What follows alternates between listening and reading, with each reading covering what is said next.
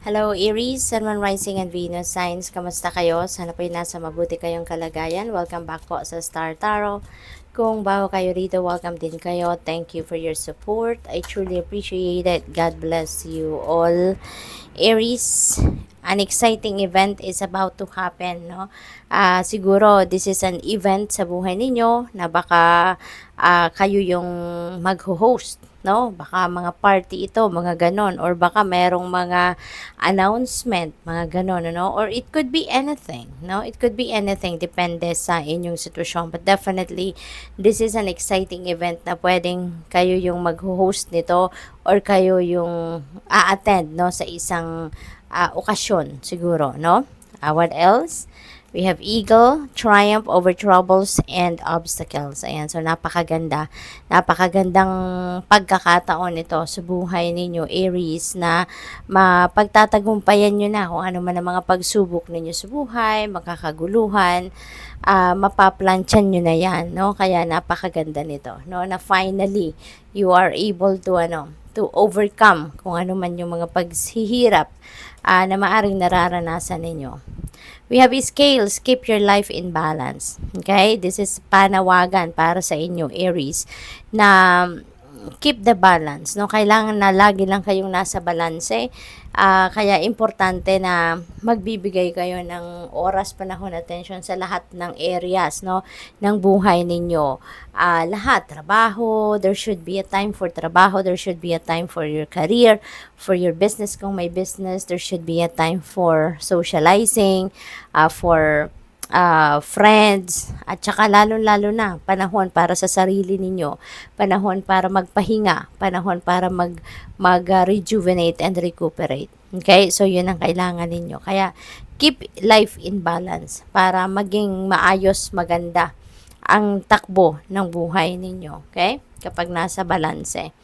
We have finger. This is a warning you of a problem either now or in the near future. Okay? So, itong finger na to, maganda to na may warning ka sa inyo. Kasi, para maiwasan nyo pa to. Meron pa kayong magagawa para maiwasan ito. Meron pa kayong magagawa para makapag-ingat pa kayo, makapag-take pa kayo ng mga precaution, no? So, maging maingat sa pakikipag-deal with other people, no? Mag-ingat sa mga pwede ninyong ma-share na mga impormasyon, yung ganon. We have heart, love, deep affection, and caring. Ayan. So, this could be you receiving, no? Yung pag-ibig na to, pagmamahal, deep affection, and pag-aalaga, no? So, maaari din kasi na kayo dati, no? Kayo lagi ang nagbibigay ng pagmamahal, kayo lagi ang nagpaparamdam ng pag-alala, ng pag-aalaga, no, sa mga mahal niyo sa buhay. Pero ngayon, maaaring kayo naman ang magre-receive nito. Kayo naman yung magiging recipient ng love and care and affection ng ibang tao. You have elephant, a long journey, either physical or mental, will leave you wiser at the end. So, meron travel, no? Pwedeng physical travel ito na parang malayo-layo, no? Mahaba siguro ang biyahe or malayo yung pupuntahan or baka pwede rin na magtatagal kayo doon sa pupuntahan ninyo, something like that. Pwede rin naman na mental travel ito for others of you, baka malalim or malayo ang nararating ng isip ninyo. So, siguro sa isip kayo ng isip at ito yon, ano, na malalim siguro, no, ang abot ng inyong thoughts. What else? We have fair woman, dealings, a relationship with a woman with blonde, gray, or white hair. Ayan, so maybe you are dealing with a fair woman, no? This could be anyone, no, that will play a significant role sa buhay ninyo. Baka si fair woman ay isang boss ninyo, baka siya ay asawa ninyo, pwede rin na girlfriend or pwede rin na si fair woman ay ang inyong nililigawan, no? So this could be anyone, baka kaibigan ninyo, yung ganon. What else? We have claw. Be careful and do not take risk. Okay, mag-iingat kayo. Hindi ngayon yung tamang pagkakataon or tamang panahon para mag-take risk kayo. Hindi ngayon ang tamang panahon para kayo ay sumubok ng mga bagong bagay. Hindi ito ngayon yung magte-take chance, no? Hindi ngayon yung tamang panahon para dyan. So, stay put lang muna kayo kung ano ang inyong pinagkakaabalahan ngayon, um, kung anong inaasikaso ninyo, dyan muna kayo mag-focus. We have vulture, there is depression, anxiety, worry that someone is against you. Okay? So, maaaring ang iba sa inyo nagkaka-anxiety na, nadidepress, nalulungkot, nag-worry, no? Na baka akala ninyo merong mga kumukontra sa'yo, no? May hindi gusto sa'yo, no? Yung ganun. But try to transmute these negative energies, no? Yung depression, anxiety, and worry.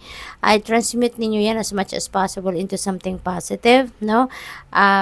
Believe that kung positibo ang iniisip ninyo, positibo din ang maa-attract ninyo ng mga sitwasyon sa buhay ninyo. Kaya pag sumisingit, no, sa isip ninyo yung mga ganitong low vibe, na energies, kontrahin natin agad, no? Aries, palitan agad natin ng something positive para yun ang ipadala sa atin ng universe, no? Something positive din ng mga pangyayari, sitwasyon, no?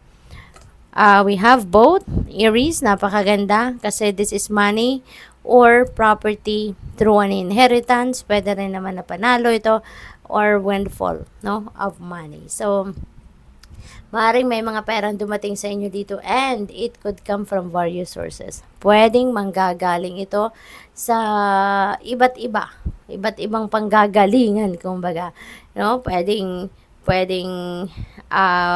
meron kayong bonus, no? Maaaring merong magbabayad ng utang. Pwede rin na meron kayong panalo, merong magreregalo, pwedeng, alam mo yon, na may magpe-pay back sa inyo ng good deeds, no, na ginawa ninyo sa kanila in the past.